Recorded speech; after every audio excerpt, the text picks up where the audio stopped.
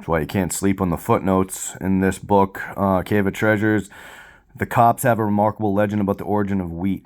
According to this, our Lord commanded the cherubim to take John the disciple and show him the mysteries of the heaven and earth. And whilst they were journeying together through the heavens, John asked his guide to tell him the history of the wheat plant and where it was first found. The angel said that after Adam and Eve were driven forth from paradise, they were banished to Havilah, where they suffered greatly because they could not eat the poor food which the country produced.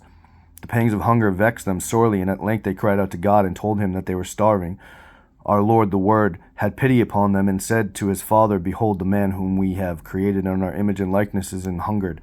Now if it be thy will, do not let them die before thy face.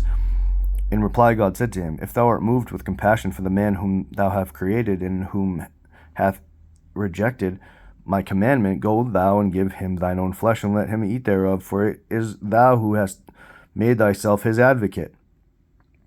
Then our Lord took a little piece of his flesh of his divine side and rubbed it down into small pieces and showed them to his Father. When God saw them, he said to his Son, Wait, and I will give thee some of my own flesh, which is invisible. Then God took a portion of his own body and made it into a grain of wheat, and he sealed the grain in the middle of the seal wherewith he sealed the worlds of light, and then gave it to our Lord, and told him to give it to Michael the archangel, who was to give it to Adam and teach him how to sow it and reap it. Michael found Adam by the Jordan, who as he had eaten nothing for 8 days was crying to God for food, and as soon as Adam received the grain of wheat, he ceased to cry out and became strong, and his descendants have lived on wheat ever since. Water, wheat, and the throne of God are the equals of the sons of God. See Britain something.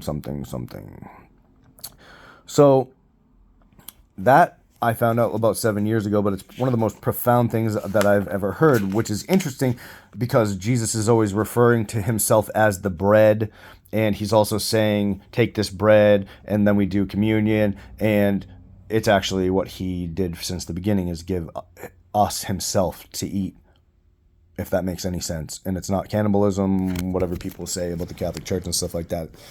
It's my opinion. When I first heard it, I thought it was amazing that God would love us that much, but it's my opinion.